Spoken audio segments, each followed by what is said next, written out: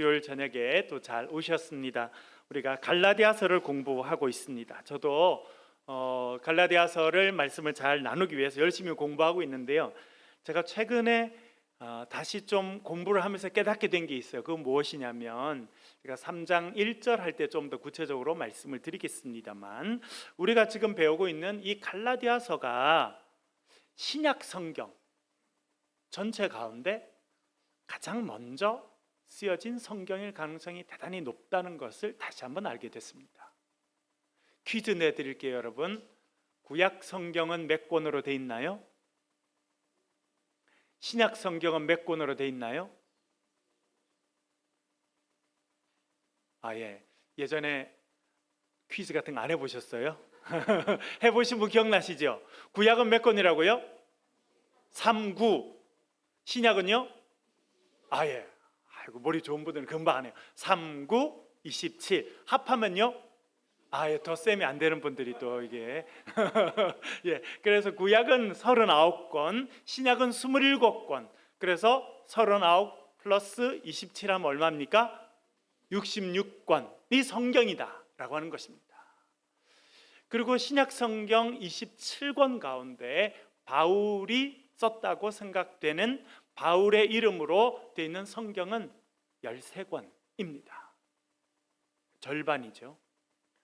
그리고 신약성경 27권 가운데 복음서가 마태, 마가, 누가, 요한복음이 있습니다. 요 복음이라고 붙여 있는 것은 예수님의 태어나심과 예수님의 생애와 예수님의 십자가와 부활까지의 이야기들을 쭉 적어 놓은 것을 우리는 마태복음, 마가복음, 누가복음, 요한복음이라 그렇게 말합니다. 그 네 권의 복음서가 있고, 그리고 23권의 다른 신약 성경이 있는데, 이 신약 성경 27권 가운데 가장 먼저 쓰여진 것이 무엇일까? 학자들이 여전히 논란 중입니다. 전통적으로는 데살로니가 전서다 이렇게 생각하였습니다. 또 지금도 그렇게 생각하는 분들이 많이 있는데, 제가 최근에 우리 갈라디아서를 훨씬 더 열심히 연구하다 보니까 갈라디아서가 신약 27권 가운데 가장 먼저 쓰여질 책일 가능성이 대단히 높다는 것을 알게 되었습니다. 오늘은 그 정도까지만 말씀드리고, 왜 그런지는 제가 3장의 1절을 하면서 자세히 좀 설명을 해드리도록 그렇게 하겠습니다.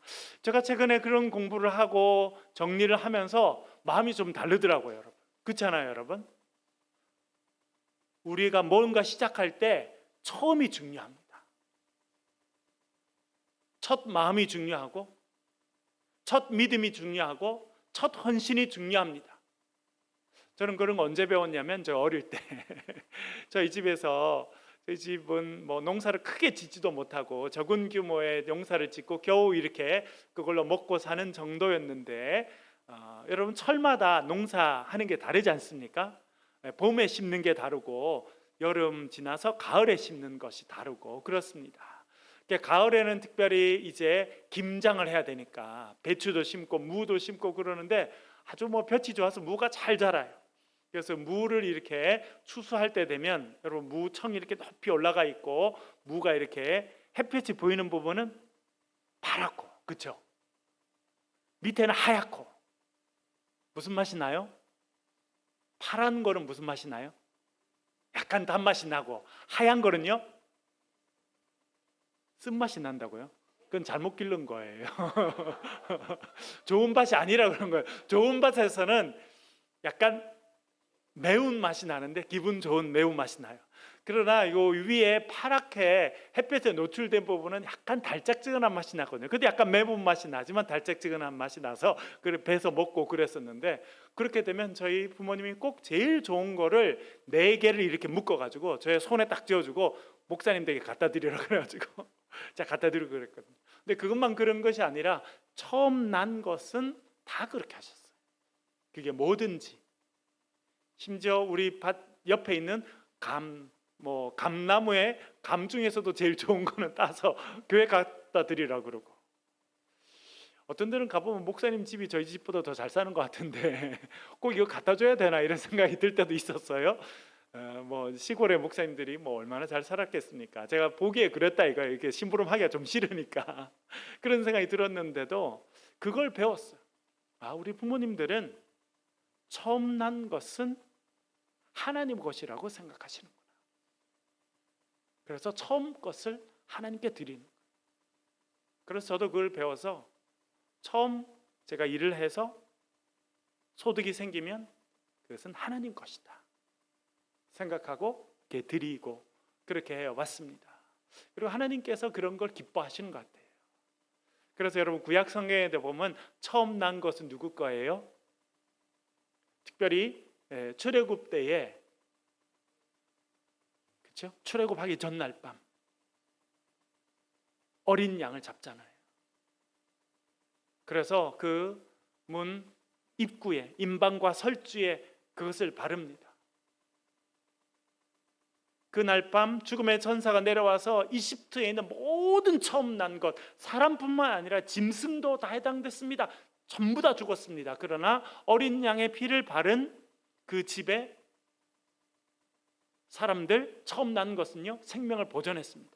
죽음의 천사가 왔다가 그 문에 어린 양의 피가 묻혀져 있는 집은 넘어갔습니다. 그래서 넘어갔다, pass over, 그래서 유월절이라고 하는 말이 생기게 되었습니다.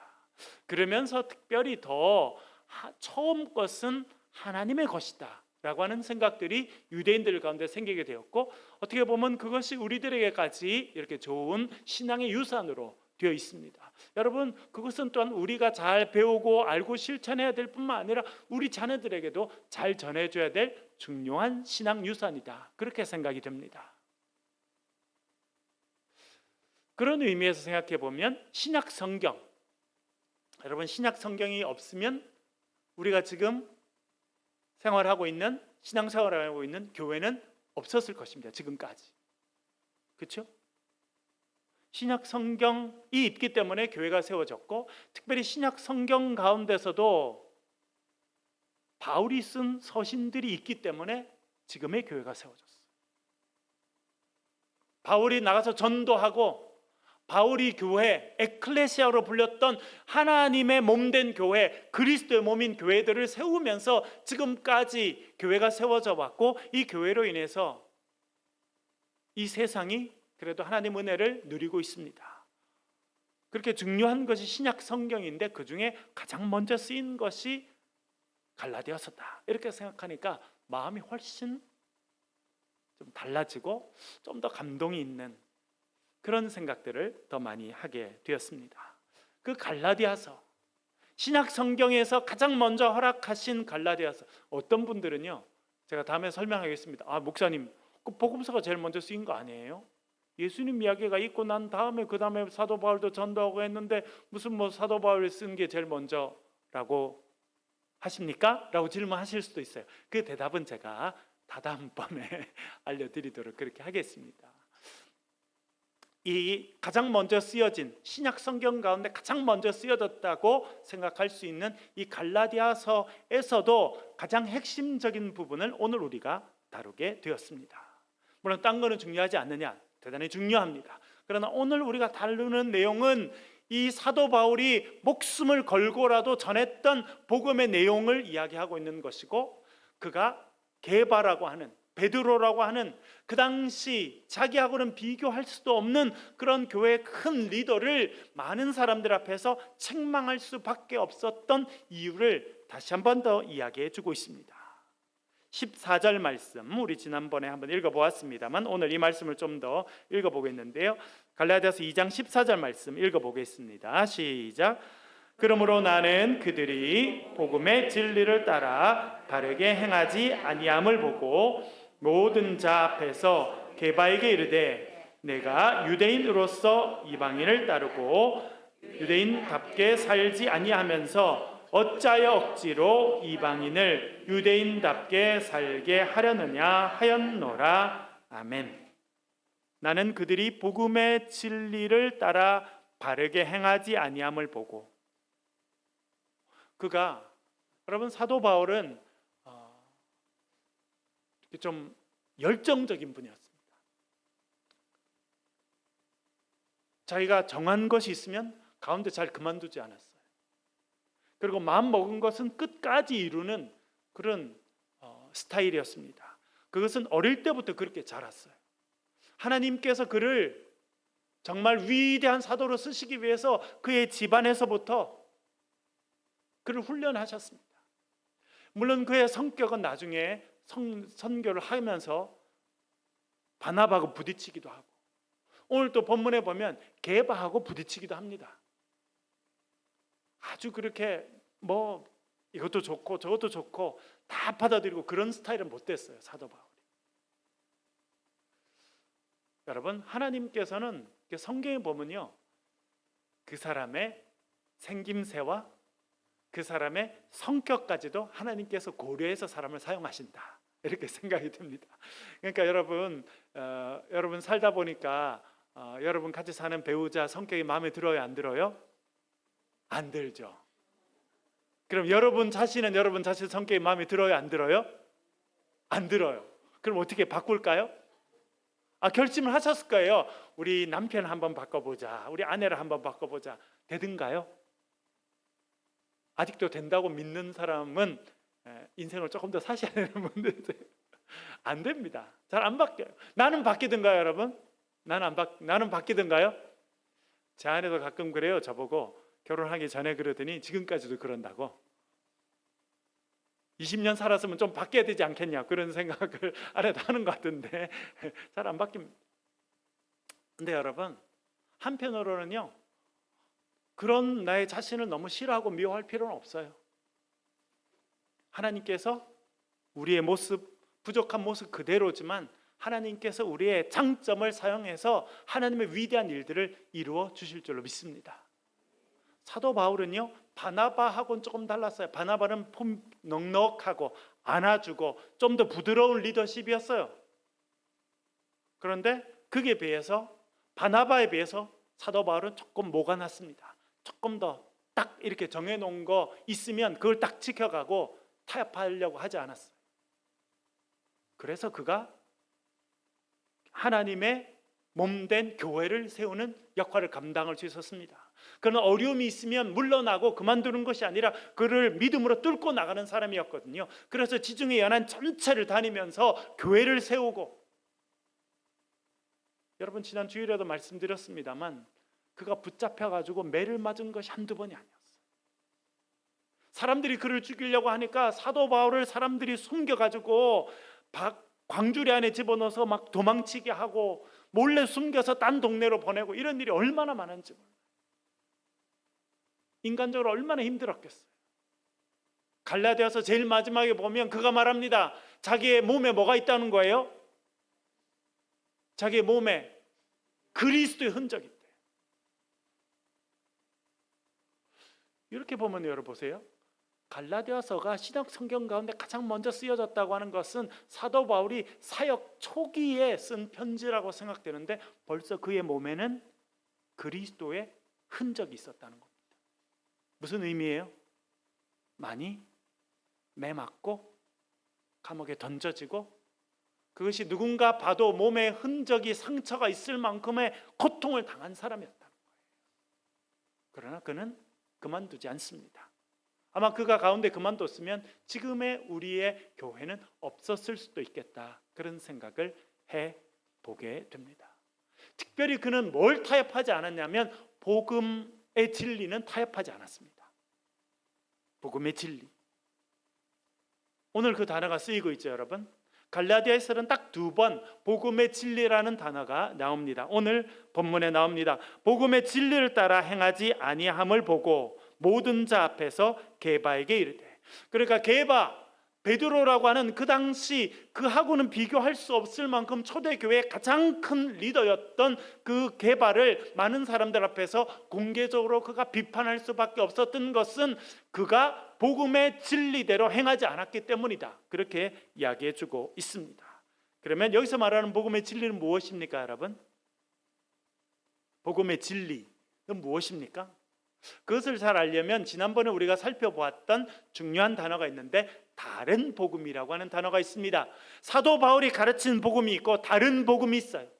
여기서 복음의 진리대로 따라하지 않았다고 하는 것은 다른 말로 하면 누군가 가르쳐준 잘못된 복음, 다른 복음을 따라했다라고 하는 의미로 생각해 볼 수 있겠습니다. 살펴보았습니다만 다시 한번 읽어보겠습니다. 갈라디아서 1장 6절부터 9절까지 말씀, 여러분 다른 복음이라고 하는 것을 잘 보시고 그 다음에 제가 표시는 해두었습니다만 사도 바울이 전한 복음이 뭔지 우리가 한 번 더 살펴보겠습니다. 1장 6절부터 9절까지 천천히 읽어보겠습니다. 읽겠습니다. 시작. 그리스도의 은혜로 너희를 부르신 이를 이같이 속히 떠나 다른 복음을 따르는 것을 내가 이상하게 여기노라. 다른 복음은 없나니 만일 어떤 사람들이 너희를 교란하여 그리스도의 복음을 변하게 하려 함이라. 그러나 우리나 혹은 하늘로부터 온 천사라도 우리가 너희에게 전한 복음 외에 다른 복음을 전하면 저주를 받을지어다. 우리가 전에 말하였거니와 내가 지금 다시 말하노니 만일 누구든지 너희가 받은 것 외에 다른 복음을 전하면 저주를 받을지어다. 아멘. 사도 바울이 쓴 아주 격한 단어가 여기 나옵니다. 저주를 받을 것이다. 어떤 사람은요? 뭐 하는 사람은요? 다른 복음을 전하는 사람들. 그 사람들이 심지어 하늘에서 온 천사라도 다른 복음을 전하면 저주받을 것이다. 아주 강한 단어를 쓰고 있습니다. 그것은 무엇이냐면 사도 바울이 전해준 복음과 또 다른 형태의 복음을 전한 사람들이 있었다는 것입니다. 그러면 우리는 다른 복음에는 별로 관심이 없지만 사도 바울이 전한 복음에는 관심이 있습니다. 그러면 도대체 다른 복음이 아니라 사도 바울이 전한 복음은 무엇입니까? 표시를 해놨죠, 여러분? 7절에 보니까 무슨 단어가 나옵니까? 그리스도의 복음이라는 표현이 나옵니다. 그러니까 사도 바울이 전한 복음은 뭐예요? 그리스도의 복음이라는 것입니다. 그리스도께서 전해주신 복음이라는 뜻이기도 하고 혹은 그리스도에 대한 복음이 있다, 그렇게 해석할 수도 있겠습니다. 중요한 것은 무엇이냐면 사도 바울이 전한 복음을 딱 한마디로 말하면 그리스도를 전했다는 거예요. 그리스도. 조금 더 풀어서 말하면 우리를 위해서 십자가에 달리신 그리스도, 그리고 하나님께서 죽은 자 가운데서 일으켜 주신 그리스도, 그것이 1장 1절과 1장 4절에서 말하고 있는 그리스도의 복음의 내용입니다. 그가 전한 복음은 그리스도의 복음이었습니다. 예수 그리스도를 전했다는 겁니다. 그러면 어떤 예수 그리스도? 우리를 위해서 십자가에 달리신 예수 그리스도, 그리고 죽으셨지만 하나님께서 죽은 자 가운데서 부활하시고 일으켜 주신 부활하신 그리스도를 전했다, 그렇게 말해주고 있습니다. 그러니까 다른 복음은 어떤 복음이었다는 겁니까? 그리스도 아닌 복음? 어떻게 좀 설명을 드릴 수 있겠냐면 사도 바울이 전한 그리스도의 복음은 그리스도로 충분하다는 거예요. 딴 게 필요 없어요. 그런데 다른 복음은 뭐냐면 그리스도를 믿는 믿음만으로는 안 되고 할례도 받고 율법도 지켜야 된다라고 하는 복음이라는 거예요. 그러니까 그리스도로 충분하다, 그리스도의 믿음, 그리스도를 믿는 믿음으로 충분하다는 것이 사도 바울이 전한 복음이었고, 다른 복음을 전한 사람들이 전한 그 다른 복음은 그걸로 충분하지 않다, 할례도 받고 율법도 지켜야 되는 것이다, 그렇게 말했다는 것입니다. 그것이 뭐가 그렇게 큰 문제냐, 그렇게 할 수 있을지 모르지만 사도 바울은요, 이 문제에 목숨을 걸 만큼 중요하다고 생각했습니다. 왜냐하니까 우리가 앞으로도 계속 설명하겠습니다만 율법을 하나 그렇게 지키고 그것이 우리의 삶에 있어서 중요한 일이라고 생각하는 사람은 율법을 전체를 다 지켜야 되는 것이고, 그것은 다시 우리가 벗었던 옛 멍에를 다시 지는 일이다, 그렇게 사도 바울이 확신했습니다. 그래서 그것은 있을 수 없는 일이다, 그것은 다른 복음이다, 그 다른 복음을 전하는 사람은 저주를 받을 것이다 라고 말했다라고 하는 것입니다. 사도 바울이 전한 복음의 내용을 1장 15절 16절 지난번에 읽어보았습니다만 거기서 다시 한번 힌트를 얻을 수 있는데 읽어보겠습니다. 갈라디아서 1장 15절 16절 읽겠습니다. 시작. 그러나 내 어머니의 태로부터 나를 택정하시고 그의 은혜로 나를 부르시니가 그의 아들을 이방에 전하기 위하여 그를 내 속에 나타내시기를 기뻐하셨을 때에 내가 곧 혈육과 의논하지 아니하고. 아멘. 지난번에 말씀드린 것처럼 그가 이제 깨닫게 됩니다. 하나님께서 나를 선택하셨다는 거예요. 복음을 전하도록, 그리스도의 복음을 전하도록 나를 선택하셨다고 하는 것을 나중에 깨닫게 됩니다. 여러분, 지난번에도 말씀드렸지만 예수 그리스도를 인격적으로 만나는 것은 너무나 중요합니다. 왜? 그러면 내 인생을 해석하는 방식이 완전히 달라지기 때문에 그렇습니다. 내 인생을 해석하는 방식도 달라질 뿐만 아니라 내가 앞으로 살아가야 될 인생의 모습도 완전히 달라집니다. 그래서 우리가 예수 그리스도를 인격적으로 만나고 내가 그리스도 안에, 그리스도가 내 안에 있는 것이 너무나 중요합니다. 갈라디아서 2장 20절 우리가 다음 시간에 배우겠습니다만, 그래서 그리스도가 내 안에, 내가 그리스도 안에, 내가 그리스도와 인격적으로 만나고 그리스도 안에서 새 생명이 되는 것은 너무나 중요한 일입니다. 사도 바울에게도 그 경험이 있었는데요, 그 예수 그리스도와 인격적으로 만나는 경험을 통해서 하나님께서 그를 새로운 사명으로 부르신다는 깨닫게 됐습니다. 그것은 이방인들에게 복음을 전하는 것입니다. 그런데 16절에 이렇게 표현했습니다. 그의 아들을 이방에 전하기 위하여. 그러니까 그가 부름을 받아서 이방에 가서 전했던 내용이 있었어요. 복음의 내용이 있었는데 그 내용의 핵심에는 뭐가 있었다는 것입니까? 그의 아들이 있었다는 거예요. 똑같죠, 여러분? 그리스도의 복음, 하나님의 아들이신 예수 그리스도를 전하는 것, 그것이 사도 바울의 복음이었다라고 하는 것을 말해주고 있습니다. 다시 말씀드리면 하나님의 구원의 역사는 예수 그리스도로 충분하다는 것입니다. 그리고 우리가 해야 되는 일은 그 예수 그리스도를 믿는 거예요. 믿음으로 받아들이는 겁니다. 그리고 예수 그리스도를 바라보고 예수 그리스도만 의지하고 살아가는 것, 그것이 복음인데 어떤 거짓 형제들이 와서 그 복음의 내용을 왜곡시키고 바꾸게 되었다는 것입니다. 지난번에 살펴보았습니다만 다시 한번 읽어볼게요. 갈라디아서 2장 4절과 5절 중요한 표현들이 여기 또 나오고, 특별히 여기 복음의 진리라는 단어가 한 번 더 나오는 중요한 구절입니다. 갈라디아서 복음의 진리라는 단어는 딱 2번만 나오는데 요 2장 5절에도 나옵니다. 한번 4절 5절 같이 읽어보겠습니다. 시작. 이는 가만히 들어온 거짓 형제들 때문이라. 그들이 가만히 들어온 것은 그리스도 예수 안에서 우리가 가진 자유를 엿보고 우리를 종으로 삼고자 함이로되, 그들에게 우리가 한시도 복종하지 아니하였으니 이는 그리 복음의 진리가 항상 너희 가운데 있게 하려 함이라. 아멘. 여기도 복음의 진리라는 게 나옵니다. 복음의 진리가 무엇이냐? 복음의 진리는 예수 그리스도 한 분만으로 충분하다는 거예요. 그것을 믿고 살아갈 때 우리에게 주어지는 것이 있는데, 그건 뭐냐면 자유라는 것입니다. 좀 더 구체적으로 말씀드리면 뭐로부터 자유요? 율법으로부터 자유, 죄로부터 자유, 사망으로부터 자유. 로마서 5장, 6장, 7장에서 말하고 있는 것이 그것입니다.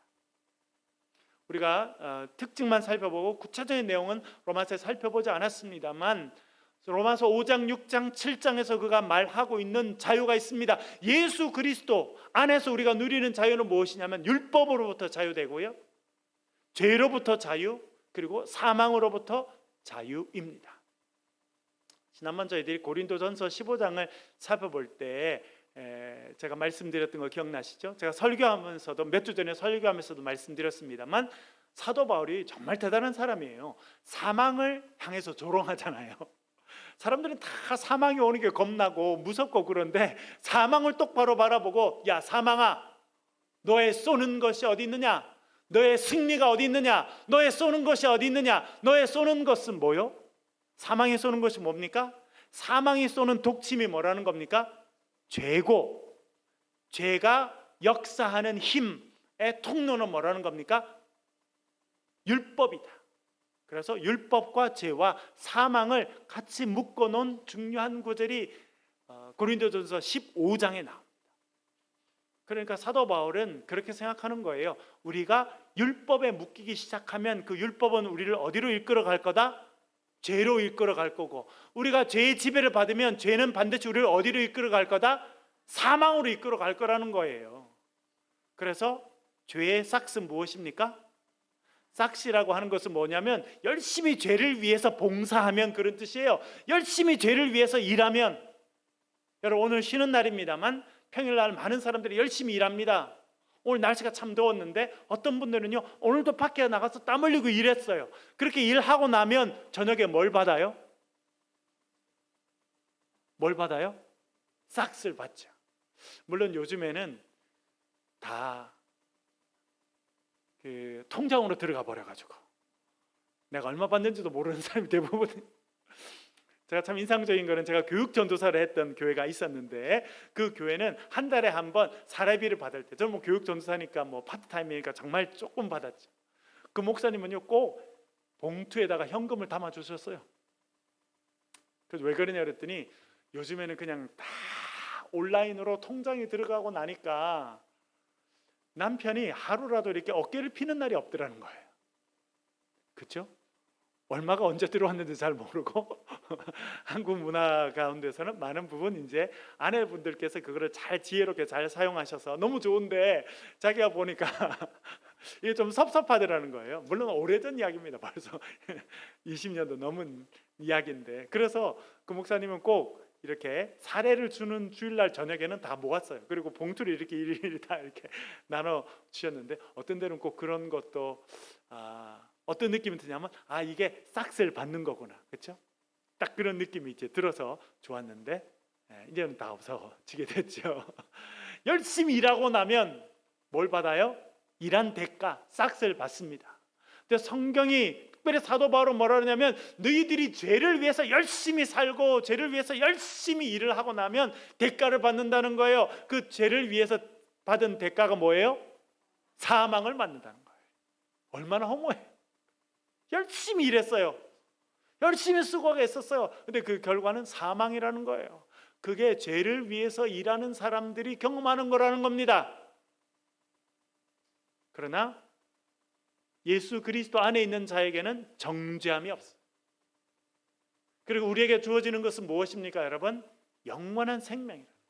요한복음 3장 16절, 여러분 잘 아시는 복음의 핵심적인 구절이 무엇입니까? 하나님께서 세상을 이처럼 사랑하셨다. 이처럼 사랑하신 결과가 뭐예요? 독생자를 주셨다는 거예요. 하나님께서 세상을 이처럼 사랑하셨는데 어떻게 하시기까지 독생자를 주시기까지 사랑하셨다는 겁니다. 그래서 그를 믿는 자는 멸망하지 않고 뭘 얻게 된다는 겁니까? 영원한 생명을 얻게 된다. 영생을 얻게 된다. 그래서 예수 그리스도를 믿는 자, 그리고 예수 그리스도의 복음을 믿는 자는 사망에 이르지 않고 결국 뭐에 이르게 된다는 겁니까? 영원한 생명, 영생에 이르게 된다. 그것이 복음의 내용입니다. 그래서 사도 바울이 전하는 것은 그리스도의 복음이라는 거예요. 그리스도 한 분으로 충분하다는 것입니다. 그런데 갈라디아라고 하는 그 교회, 그 지역에 교회가 있었어요. 재밌는 것은 갈라디아라고 하는 지역에 제가 뭐 한 2주쯤 뒤에 설명을 좀 드리겠습니다만, 교회가 하나 있지는 않았습니다. 최소 2개 이상 있었던 것 같아요. 그래서 갈라디아서 1장 1절에도 보면, 1절 2절 보면 갈라디아에 있는 교회들에게 복수를 썼어요. 단수를 쓰지 않고 복수를. 그러니까 2개 이상의 가정교회가 있었다는 것인데, 거기에 다른 복음을 전하는 사람들이 왔어요.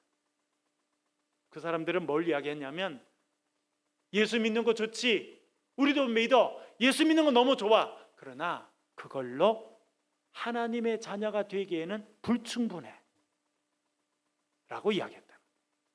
그래서 해야 되는 일은 뭐냐면 할례를 받아야 되는 거고, 음식법을 지켜야 되는 거고, 그리고 율법을 지켜야 되는 거고, 절기를 지켜야 되는 거다. 그렇게 말했다는 겁니다. 그것이 전통적으로 유대인들이 하는 일이었어요. 그런데 예수 그리스도 안에서 우리는 자유를 얻게 되었습니다. 뭐로부터 자유? 율법으로부터 자유. 더 이상 율법을 지켜야 하나님의 자녀가 된다라고 하는 그 법에서 우리는 벗어났다는 겁니다. 유대인들은 전통적으로 하나님의 백성, 아브라함의 백성이라고 생각했습니다. 그 아브라함의 백성으로 살기 위해서 스스로 깨닫고 느끼기 위해서 해야 되는 일이, 남자는 할례를 받아야 됐고, 그리고 모든 유대인들은 음식법을 지켜야 됐습니다. 지금도 그렇습니다. 지금도. 제가 하나 깜짝 놀란 것은, 제가 전에 듀크 대학이라는 그 미국 남부에 있는 아주 유명한 학교에 다녔는데 거기도 유대인들이 많습니다. 저 하나 깜짝 놀란 건 뭐냐면, 미국의 정말 메이저 대학이라고 하는 대학에 가면 한국 연구소는 없습니다. UCLA 대학이 하나밖에 없어요. 여러분들이 아는 미국의 대학 이름 다 대보세요. 그게 한국 연구소 없습니다. 그러나 유대인 연구소가 없는 데는 단 한 군데 없습니다. 왜요? 왜 그럴까요? 다 유대인들이 세웠어요? 아니요. 하버드 대학은 하버드 목사님이 세웠어요. 예일 대학도 목회자를 기르기 위해서 시작한 학교이고요, 여러분. 프린스턴 대학은 장로교 목사를 만들기 위해서 프린스턴 대학이 세워졌습니다. 제가 공부했었던 듀크 대학도 감리교 목사님들을 만들어내기 위해서, 교육하기 위해서 세운 학교였어요. 미국의 많은 메이저 대학, 유명한 대학들이 다 기독교인들이 세웠어요. 근데 가면 유대학 연구소가 다 있어요. 왜 그럴까요? 유대인들이 사업을 해가지고 돈을 억수로 벌잖아요. 그러면 자식들한테 몽땅 물려주고 그런 일은 안 해요. 자식들한테는 정신을 물려주고 사업할 수 있는 기본적인 아이디어를 물려주지만, 부정적인 방법을 통해서라도 자식한테 재산 다 물려주고 그런 일 안 합니다. 뭘 하느냐? 100억, 200억, 500억, 1000억 대학에다 기부해요. 그리고 요구합니다. 유대인들 위한 연구소를 만들어요. 그리고 유대학 연구소가 있는 학교, 없는 학교가 메이저 대학에 아무 데도 없다니까요, 여러분. 그런데 제가 다니는 학교에는 뭐가 있었냐면, 저는 몰랐는데 코셔라고 해서 유대인들이 먹을 수 있는 음식을 코셔라고 한다고 제가 말씀드렸죠. 그거 코셔 음식, 유대인들이 전통적으로 먹을 수 있는 음식만 차려놓는 학생 식당이 있었던 거예요. 그런데 여러분, 뭐 유대인들이라고 해서 뭐 그 자녀들까지 다 잘 지키는 건 아니니까 그 식당이 운영이 잘 안 됐나 봐요. 근데 어떤 사람이, 뭐 정확한 금액은 모르겠습니다만 우리나라 돈은 수십억을 다시 기부했어요. 그 뭐냐면, 이 돈으로 이 코셔 식당, 적자가 나는 식당에 적자를 다 메꾸라는 거예요. 그래서 우리 자녀 중에, 유대인 자녀 중에 유대인들이 먹을 수 있는 음식, 유대인들이 먹지 말아야 되는 음식도 많거든요. 일반 식당에 가면 그런 게 많죠. 예를 들어 치즈버거 이런 거 절대 먹으면 안 됩니다. 왜? 고기와 우유를 같이 먹으면 안 돼요. 왜? 어미의 젖어로 새끼를 삶으면 안 된다. 율법에 있거든요. 그래서 우유를 따로 먹을 수 있고 고기를 따로 먹을 수 있는데 우유와 고기를 같이 섞으면 안 됩니다. 유제품을 같이 섞으면 안 돼요. 근데 치즈버거, 여러분 햄버거의 치즈버거는 고기 패티가 들었죠. 그 위에 뭐가 들었어요? 치즈가 들었죠. 치즈는 젖으로 만든 거죠. 그래서 그걸 먹으면 안 돼요. 예를 들면. 근데 코셔 음식은 괜찮아요. 제가 깜짝 놀란 건, 이 사람들이 밖에 사업을 해서 학교에다 그걸 돈을 내요. 그리고 이 돈이 소진될 때까지 우리 자녀들이, 유대인들이 먹을 수 있는 음식을 마음껏 먹을 수 있는 식당을 계속 유지하라는 거예요. 적자가 나면 계속 이걸 메꾸라는 거예요. 참, 유대인들 정말 특별하다. 여러분, 지금 뉴스에 보면 지금 하마스와 지금 해서 뭐 좀 끔찍한 그런 모습이 있고, 그래서 참 평가가 여러 가지입니다. 유대인들 참 좋다는 사람도 있고, 어떻게 이렇게 잔인하냐 이런 사람도 있는데, 제가 깜짝 놀라는 건요, 유대인들의 그 정체성 유지해 가는 방식은요 정말 대단합니다. 그래서 말씀드린 것처럼 사업을 하고 또 돈을 벌고 그렇게 하면 유대인 연구소를 세우고 학자들에게 돈을 대줘 유대인들에 대해서 긍정적으로 연구를 하도록 만들고, 우리의 자녀들 중에 몇 명이라도 유대인들만 먹을 수 있는 음식 그걸 원한다면 그렇게 해주라, 그렇게 하는 정도의 생각을 갖고 있는 사람들은 참 대단하다, 그런 생각을 하게 됩니다. 그런데 다시 성경의 이야기로 돌아가서 때때로 그것이 너무 지나쳐서 율법이 됩니다. 바울 시대 때도 어떤 일이 있었냐면 유대인들은 선택받은 사람들이고 그래서 할례를 해야 될 뿐만 아니라 음식도 먹을 수 있는 음식과 먹지 말아야 될 음식이 있었어요. 그리고 유대인들이 자부심이 너무 커서, 선민의식이 너무 커서 이방인들하고는 밥을 안 먹었습니다. 그게 유대인들의 정체성을 지켜가는 방식 중에 하나였어요. 지금도 그 아랍 사람들과 이렇게 많이 싸우는 거는 같이 섞여서 안 살겠다 해서 그런 거예요. 네, 그게 근본적으로 따지면. 그런데 사도 바울은요, 유대인들이 그렇게 살았고 그것이 아브라함의 자녀 유대인으로서의 정체성을 지켜가는 방식이었다는 것은 바울도 인정했습니다. 그러나 세상이 바뀌었어요. 누굴 통해서 바뀌었어요? 예수님을 통해서 바뀌었습니다. 하나님께서 이제 하나님의 백성으로 부르신 사람들, 하나님의 백성으로 살아가는 방식이 바뀌었다는 겁니다. 그건 무엇이냐면 유대인뿐만 아니라 이방인들도 예수 그리스도, 십자가에 달리시고 부활하신 예수 그리스도를 믿기만 하면 다 하나님의 자녀가 됐다는 것입니다. 그리고 그 하나님의 자녀들에게는 자유를 주셨어요. 무슨 자유? 율법을 지키지 않아도 하나님의 온전한 백성으로 살 수 있는 자유를 주셨어요. 그래서 불법으로부터의 자유, 죄로부터의 자유, 사망으로부터의 자유를 허락하셨다, 사도 바울이 확신하고 있었습니다. 그런데 예루살렘에서 누가 오니까 베드로가 이방인들과 밥을 먹다가 안 먹은 척한 거예요. 그렇죠, 여러분? 그는 뭐냐면 다른 복음을 전했던 사람들이 그 이야기를 했거든요. 예수만으로 충분하지 않아.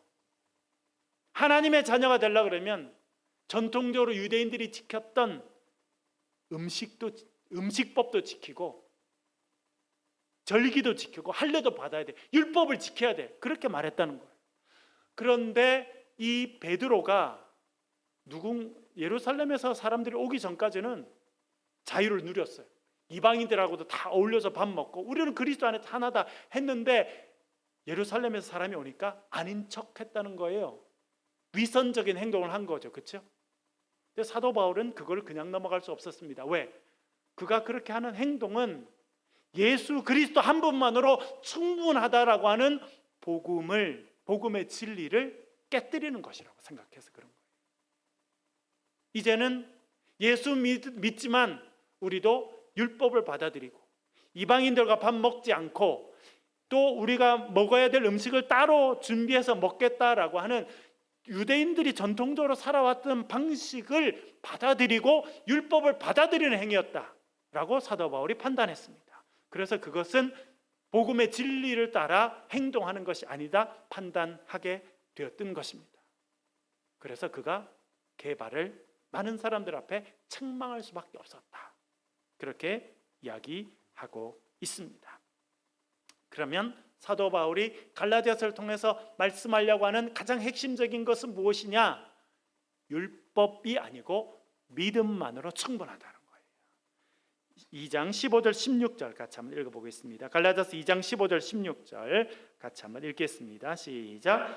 우리는 본래 유대인이요 이방 죄인이 아니로되 사람이 의롭게 되는 것은 율법의 행위로 말미암음이 아니요 오직 예수 그리스도를 믿음으로 말미암는 줄 알므로 우리도 그리스도 예수를 믿나니 이는 우리가 율법의 행위로서가 아니고 그리스도를 믿음으로써 의롭다함을 얻으려 함이라. 율법의 행위로서는 의롭다함을 얻을 육체가 없느니라. 아멘.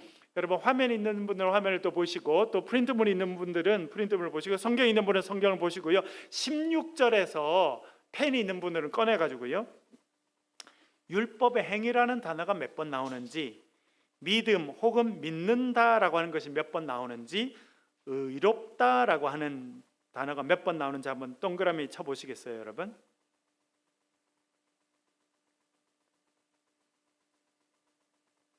2장 16절 대단히 중요한 사도 바울의 핵심적인 가르침 중에 하나입니다.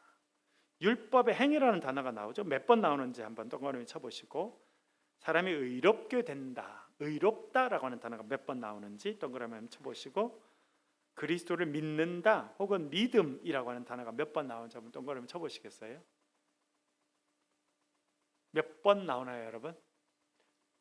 처음 첫 번째, 율법의 행위 몇 번 나옵니까? 3번. 그러면 믿음, 믿는다라고 하는 표현은 몇 번 나옵니까?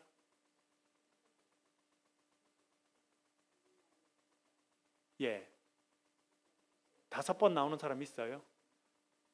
빨리 안과에 좀 가보시면 좋을 것 같고요. 3번 나옵니다. 그렇죠? 그러면 의롭다, 의롭게 되다 몇 번 나옵니까? 3번. 3번씩.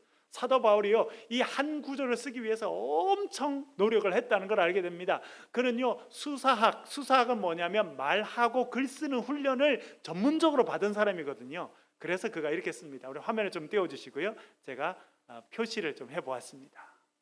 이렇게 썼다는 거예요. 여러분, 표시를 해놨죠. 의롭다고 하는 것은 자주색으로 제가 표시했고요, 예수 그리스도를 믿는다, 믿음은 빨간색으로 표시했고, 율법의 행위는 청색으로 표시했는데요, 그가 어떻게 배치했는지 보세요. 처음 제가 쭉 이렇게 해놨죠. 여러분, 제일 위와 제일 마지막을 보십시오. 뭐라고 되어 있습니까? 사람이 의롭게 되는 것은 이라고 시작하죠. 이렇게 우리 번역에 따랐습니다만 제일 마지막에 뭐라고 되어 있어요? 의롭다함을 얻을 육체가 없느니라. 그러니까 처음과 마지막, 마치 이렇게 샌드위치를 먹을 때 위 아래에 이렇게 빵을 넣어놓은 것처럼 의롭게 되는 것을, 사람이 의롭게 되는 것이 구원받는 것인데 의롭게 되는 방식이 무엇인지 딱 써놨어요. 그리고 그 가운데 배치를 해두었습니다. 처음에 나오는 게 뭡니까? 율법의 행위로 말미암음이 아니다. 뭐가 아닌지부터 이야기하는 거예요, 여러분. 이거는 아니야. 사람이 의롭게 되는 것이 우리의 목표인데 아닌 것부터 이야기합니다. 뭐는 아니라는 겁니까? 율법의 행위로 말미암는 것은 아니라는 거예요. 그러면 뭐를 통해서요? 오직 예수 그리스도를 믿음으로 말미암는다. 그렇게 이야기했죠. 한 번은 부정적인 거, 율법의 행위가 아니라는 걸 이야기하고, 긍정적인 걸 이야기하죠. 예수 그리스도를 믿음으로 말미암는다 이야기합니다. 이거를 다시 한번 반복하는데 똑같은 질서로 하면 재미가 없으니까 그가 수사적으로 다시 바꿉니다. 이번에는 뭐부터 이야기해요? 우리도 예수 그리스도를 믿는다는 겁니다. 믿는다. 그 다음에는요, 이는 우리가 율법의 행위로서가 아니고, 이번에는 뭐를 통해서요? 예수 그리스도를 믿음을 먼저 이야기하고 율법의 행위는 나중에 이야기합니다. 그리고 또 다시 한번 강조하죠. 예수를 믿음으로써 의롭다함을 얻으려 함이라. 그래서 결국은 우리가 예수 그리스도를 믿음으로써 의롭다함을 받게 된다는 것입니다. 그리고 다시 한번 강조합니다. 율법의 행위로서는 의롭다함을 얻을 육체가 없느니라. 여러분, 이 구절을 보면 사도 바울이요, 이 한 구절을 쓰기 위해서 얼마나 심혈을 기울여서 순서도 바꾸고 또 차례도 바꾸고, 그렇게 해서 이 한 구절에 3번씩 똑같이 씁니다. 율법의 행위가 아니라 오직 그리스도를 믿음을 통해서 우리가 의롭게 된다라고 하는 것을 이야기해 주고 있습니다. 오늘 이것이 끝이 아니라요, 다음 주에도 이것은 또 반복됩니다. 그러면서 아까 말씀드렸던 내가 그리스도 안에, 그리스도가 내 안에 사는 것이 그리스도이심을 이야기하는 그런 부분을 다음 주에 우리가 또 살펴보겠습니다. 여러분, 예수 그리스도만으로 우리의 구원의 역사는 충분한 줄로 믿습니다. 다른 걸 붙이면 안 됩니다. 여러분, 우리 이번 한 주간 살아나가시면서 오직 예수 그리스도의 복음으로 무장하시고 오직 예수 그리스도만 바라보고 살아가시는 저와 여러분 되실 수 있기를 주의 이름으로 간절히 축원합니다. 우리 한번 기도하겠습니다. 기도하실 때 주님, 세상의 많은 것을 바라보지 않고 오직 그리스도만 바라보게 도와주시옵소서. 예수 그리스도를 믿는 믿음으로 우리가 의롭게 되는데 그 믿음에 믿음을 더하여 주셔서 온전히 주만 바라보고 그 믿음으로 이 땅을 살아가며 이 땅 가운데 승리하는 주의 백성들이 되게 도와달라고 이 시간 소리를 내서 같이 한번 동성으로 기도하겠습니다.